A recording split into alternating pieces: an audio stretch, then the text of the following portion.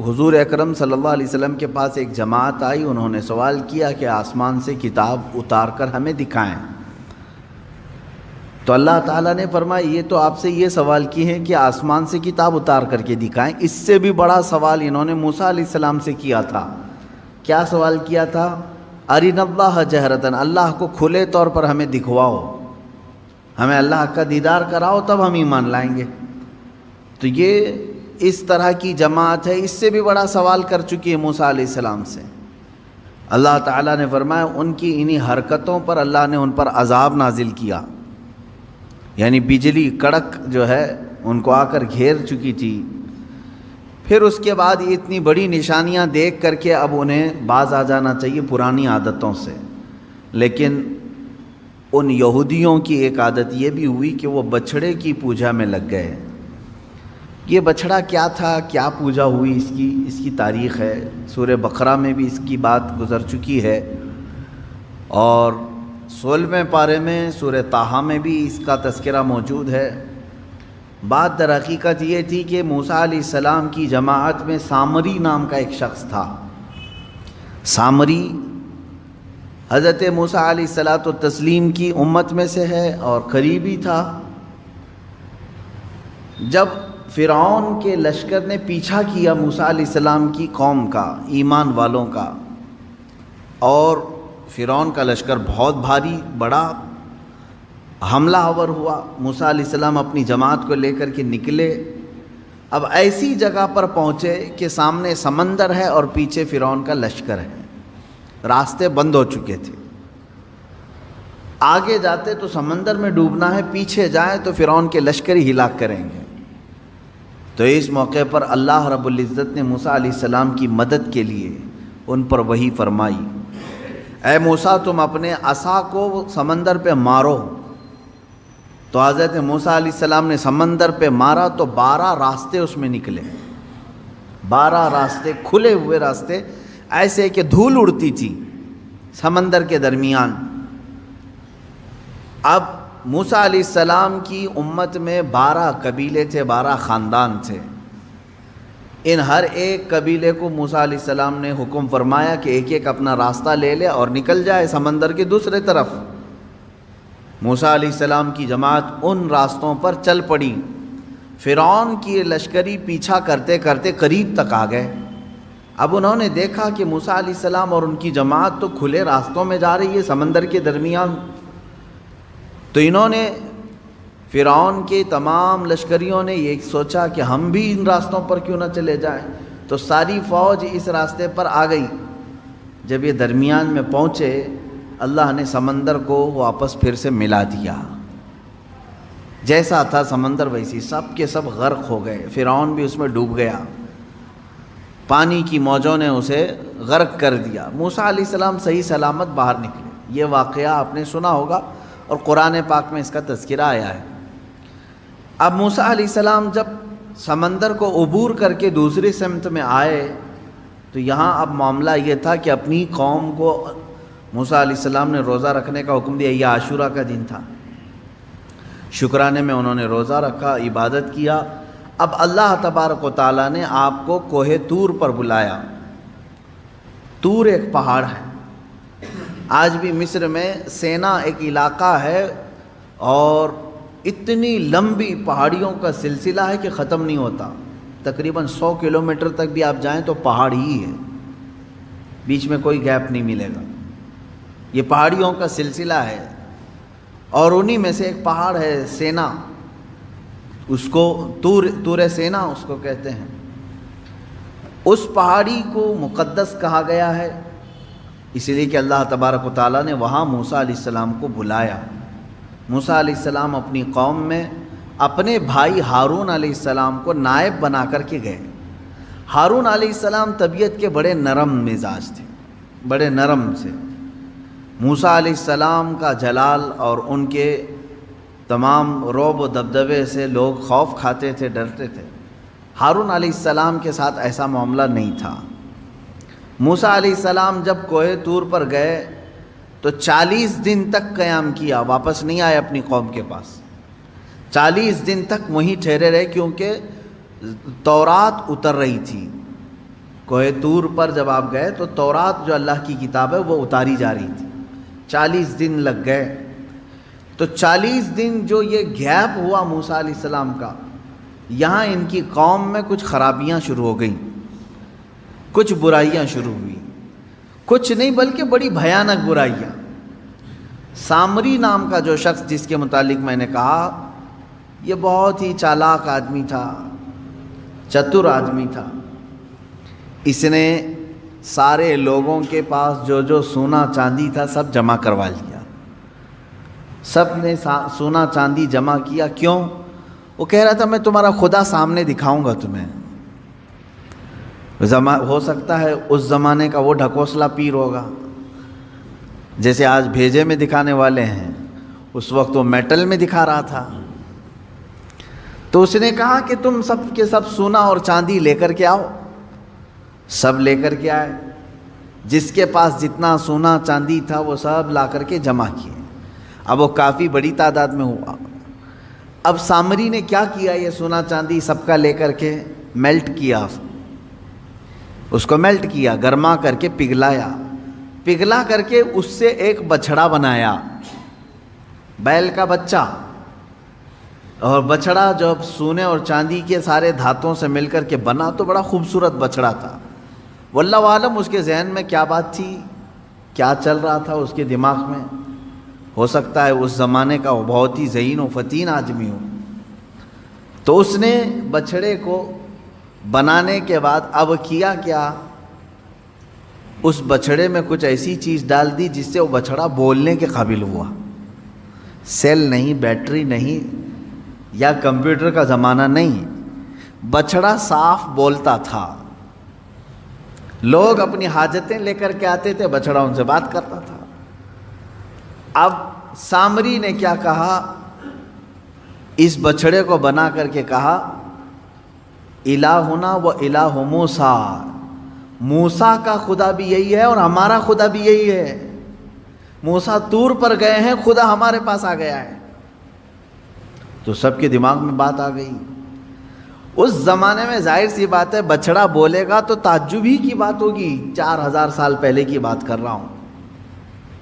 آج سے آپ میں سے بڑے حضرات بھی یہاں پر موجود ہوں گے، موبائل کا تصور بھی نہیں رہا ہوگا کہ کوئی ڈبہ ایسا ہوگا چھوٹا سا جس میں سے بات آ سکتی ہے۔ فون کو ہی لے کر کے، وائرلیس فون کو ہی لے کر کے لوگ عجب عجب حرکتیں کرتے تھے۔ ہم موبائل کے بھی زمانے کو ابھی دیکھ رہے ہیں نا۔ اب جو بزرگ حضرات ہیں انہوں نے سوچا بھی نہیں ہوگا کہ موبائل بغیر وائر کے کنیکشن کے ایک جگہ سے دوسری جگہ کیسے بات کرا دے گا۔ بات نہیں، پورے ویڈیو کر کے ایک دوسرے کو دکھا بھی دیتا ہے۔ یہ چند سالوں پہلے نہیں تھا۔ تو ہمارے جو باپ دادا تھے ان کے لیے تو تعجب کا ہی مقام ہوگا نا۔ اب یہ 3000 4000 سال کے عرصے پہلے کی بات کر رہا ہوں۔ اس زمانے میں اگر کوئی بچھڑا بولنے لگے، بات کرنے لگے تو کیا تعجب کی بات نہیں؟ آج بھی تعجب کی بات ہے جب گنپتی بول رہی ہے یا دودھ پی رہی ہے تو لوگ اس کی پوجا کے لیے ہیں، جاتے ہیں۔ ہوتا نہیں ہے؟ بات مشہور ہوتی ہے کہیں کہیں کی، ہم تو جا کر دیکھے نہیں ہیں، ہوتا ہوگا، ہمیں تو معلوم نہیں ہے۔ لیکن آج بھی اس ترقی یافتہ زمانے میں بیٹری کا زمانہ ہے، سیل کا زمانہ ہے، الیکٹرانک ساری چیزیں آ گئی ہیں، لیکن اکا دکا خبریں آج بھی کسی گاؤں سے آتی ہیں کہ فلاں بھگوان دودھ پی رہے ہیں یا لڈو کھا رہے ہیں، تو لوگ یقین بھی کرتے ہیں اور اس کی طرف چڑھاوے زیادہ بھی ہوتے ہیں۔ تو اب آپ اندازہ کرو 3000 سال پہلے جب سامری نے بچھڑے کو لائیو بولتا ہوا دکھا دیا تو کیا ان کے عقیدوں کا کیا حال ہوا ہوگا۔ اسی لیے میجورٹی اس میں اس کی عبادت میں لگ گئے۔ بچھڑے کی ایسی محبت رچ بس گئی کہ سجدہ بھی اسے کرنے لگے، مانگنے بھی اس سے لگے، اعتکاف بھی کرنے لگے، نظر و نیاز بھی کرنے لگے، منتیں کرنے لگ گئے بچھڑے کے سامنے۔ یہ 40 دن میں اتنا سب برا حال ہو گیا۔ ایمان والی قوم کا، فرعون کا نہیں، ایمان والی قوم کا یہ حال ہو گیا۔ موسیٰ علیہ السلام 40 دن کے بعد واپس تشریف لائے۔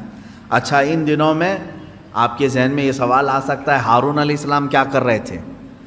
کیونکہ موسیٰ علیہ السلام کے بھائی ہیں اور ان کو وہ نائب بنا کر کے بھیجے تھے۔ ہارون علیہ السلام کو جو منع کرنا تھا وہ منع کرتے رہے، لیکن اکثریت جو ہے وہ سامری کے جادو کو دیکھ کر کے اس طرف چل پڑی۔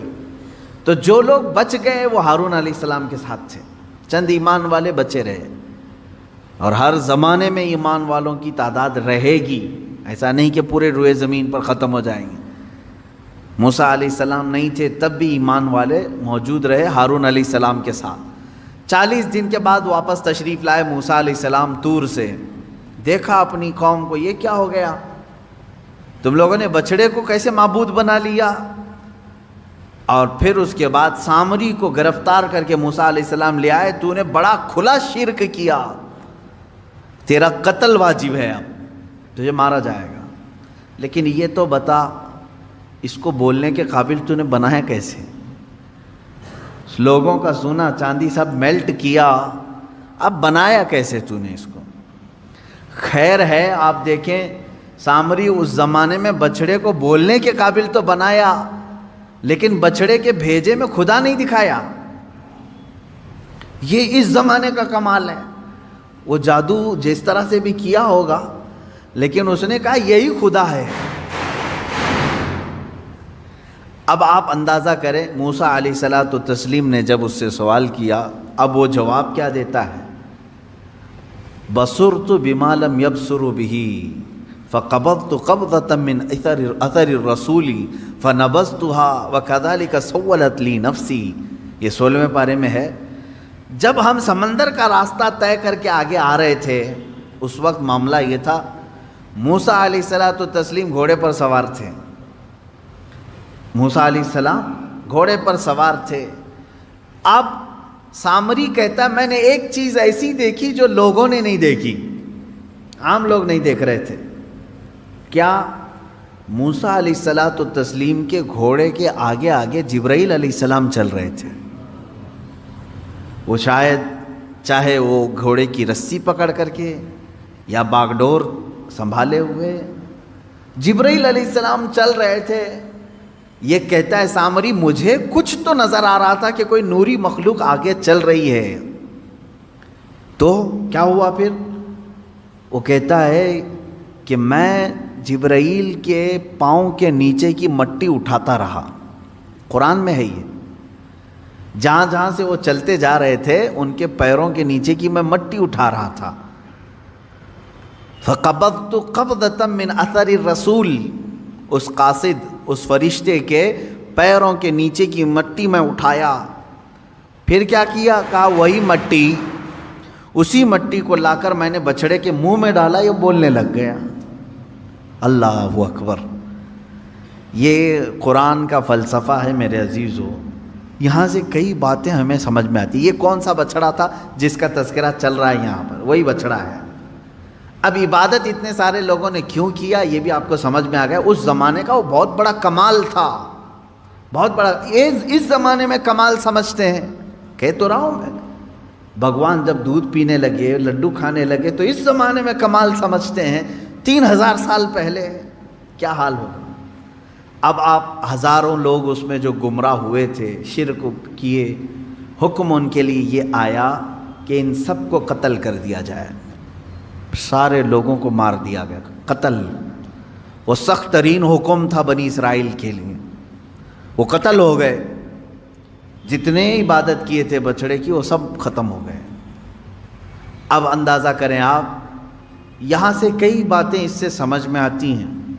سامری کا بھی قتل ہوا، اس کے پیچھے جتنے لوگ چلے تھے ان کا بھی قتل ہوا۔ سب سے پہلی چیز اس واقعے سے ہمیں جو چیزیں ملتی ہیں نکل کر کے، وہ کیا کیا ہیں؟ پہلی چیز تو یہ ہے کہ قوم سے جب رہبر دور ہوتا ہے تو قوم بگڑ جاتی ہے۔ پہلی چیز یہ ہے، اسی لیے کہا گیا کہ زیادہ دیر تک قوم کو خالی نہ چھوڑا جائے۔ اور حضور اکرم صلی اللہ علیہ وسلم کی حدیث بھی ہے، جس قوم کا کوئی امام نہیں، جس کی گردن میں کسی کی بیعت نہیں، تو وہ شیطان کا کھلونا بن جاتا ہے۔ شیطان اسے ادھر کھینچتا ہے، ادھر کھینچتا ہے۔ ید اللہ علی الجماع، اللہ کا دست قدرت پوری جماعت پر ہے، جس کی کوئی گائیڈنگ کر رہا ہو، لیڈنگ کر رہا ہو، امام ہو۔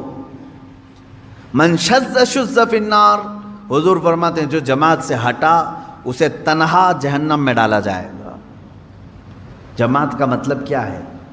یہی تمام یونٹی اسلام اور مسلمانوں کی۔ عزیزان گرامی، 40 دن موسیٰ علیہ السلام نہیں تھے اپنی قوم کے ساتھ، تو کیا ہوا؟ سب بچڑے کی پوجا میں لگ گئے۔ اب یہاں اندازہ کریں آپ، برسوں برس جن کے درمیان کوئی شیخ نہ ہو، کوئی عالم بعمل نہ ہو، کوئی ان کی صحیح تربیت کرنے والا نہ ہو، تو پھر کیا ہوگا؟ سب ہوس کے پجاری ہو جائیں گے۔ یہ اور بات ہے کہ اللہ نے بچا رکھا ہے، آج بچڑے کی پوجا تو نہیں کر رہے، لیکن اپنی خواہشات کی پوجا تو کر رہے ہیں آج تقریباً۔ جو مرضی میں آئی اس چیز کو عمل کر لے جانا، یہ پوجا ہی تو ہے۔ ہر خواہش کو پوری کر لینا کہ ابھی ابھی ہم نے سوچا اور یہ ہونا ہی ہے۔ اسی لیے قرآن کہتا ہے ارأیت من اتخذ الہہ ہوا، اے رسول کیا آپ نے دیکھا کچھ وہ لوگ ہیں جو اپنے خواہشوں کو معبود بنائے ہوئے ہیں، اپنے خواہشوں کو خدا بنائے ہوئے ہیں۔ کیسے؟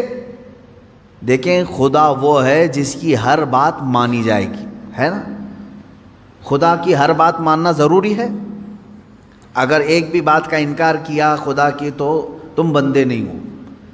خدا کی ہر بات مانی جاتی ہے جس طرح سے، اس طرح بعض بندے ایسے ہیں جو اپنی طبیعت کی ہر بات ماننے کو تیار ہیں۔ نہ مانو ہر بات اس کی، ہر بات اس کی نہ مانو، اور اس کو تم خدا کا درجہ دو گے تو ہوگا کیا؟ اللہ تبارک و تعالیٰ اپنے رسول سے فرماتا ہے کیا اے حبیب ایسے لوگوں کی آپ سفارش کریں گے جو صرف اپنی خواہشات کی پوجا کر رہے ہوں؟ عزیزان گرامی وقار، جس طرح سے بنی اسرائیل بچھڑے کی پوجا میں لگ گئے، مجھے ایسا لگتا ہے اس دور میں بہت سارے لوگ اپنی خواہشات کی پوجا میں لگ گئے۔ انہیں کسی چیز کی خواہش تھی جس کی وجہ اس کو پورا کرنے کے لیے وہ ہر کام کرنا کے لیے تیار ہے۔ ایک کرسی چاہیے، ایک کرسی چاہیے، یہ تمہاری خواہش ہے۔ اب یہ کرسی کی خواہش تم سے ہر کام کرا لیتی ہے، یہ عبادت نہیں ہے تو اور کیا ہے؟ تم اپنی خواہشات کی بات، ایک وقت کا تمہیں گوشت چاہیے تھا کھانے کے لیے، پیسے نہیں تھے، لیکن خواہش کو پوری کرنا ہے، یہی خواہشات نے تمہیں چوری کرایا یا دھوکہ دلوایا، دھوکہ دینے پر آمادہ کیا۔ یہ تمام چیزیں کر کے تم اس برتن تک پہنچتے ہو جو تمہاری خواہش ہے۔ ہر خواہش کو پوری کرنا ضروری نہیں۔ اب ایک بات اس واقعے سے ایک جو سب سے بڑا سبق ملا وہ یہ ہے کہ قوم کے درمیان ان کا رہبر اس کا ہونا ضروری ہے، اور قوم بغیر رہبر اور رہنما کے، بغیر عالم دین کے نہ رہے۔ وہ انبیاء تھے اور علماء نائب انبیاء ہیں۔ ہر جماعت میں، ہر قوم میں، ہر محلے میں ایک عالم کا ہونا ضروری ہے جو ان کی اصلاح کرے، ان کی تربیت کرتا رہے۔ اور ان کو برسوں برس چھوڑے رہو گے تو دلوں میں زنگ لگ جائے گا جو آج ہو رہا ہے۔ دوسری چیز اس واقعے سے یہ بھی پتہ چلتی،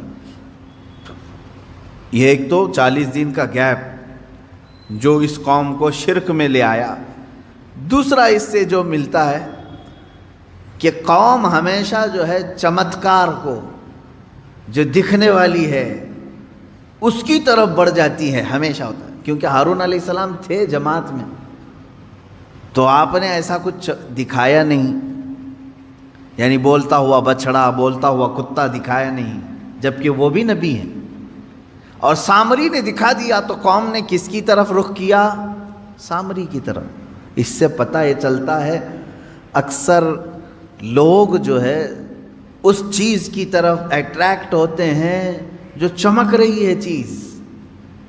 ایسا نہ کرو میرے عزیزو، یہ گمراہی ہے، گمراہی ہے۔ آج کے زمانے میں ہو سکتا ہے تمہیں کوئی ایسا کر کے دکھائے، ایسا کر کے دکھائے، آؤ ہماری عبادت خانے میں ہم تم کو دکھاتے ہیں کہ کیسے ہمارا خدا بولتا ہے، تم نے وہاں دیکھ لیا، پھر یہاں میرے پاس آئے، کہا کہ حضرت وہاں تو خدا بول رہا ہے، مسجد میں تو کبھی آپ نے دکھایا نہیں خدا بول رہا ہے۔ یہ سیم وہی چیز ہے جو بنی اسرائیل کے ساتھ ہوئی. سامری بچڑے کو بلوا کر کے دکھایا تو سب شرک میں مبتلا ہو گئے، اور ہارون علیہ السلام نے کچھ نہیں دکھایا لیکن یہ کہا کہ اللہ ایک ہے، تو چند ایمان والے قائم رہے، باقی ادھر چلے گئے. اے میرے عزیزو، آج کے دور میں اگر کوئی اس طرح تمہارے عقیدے کو خریدے تو کس کی طرف جاؤ گے؟ کس کی طرف جاؤ گے؟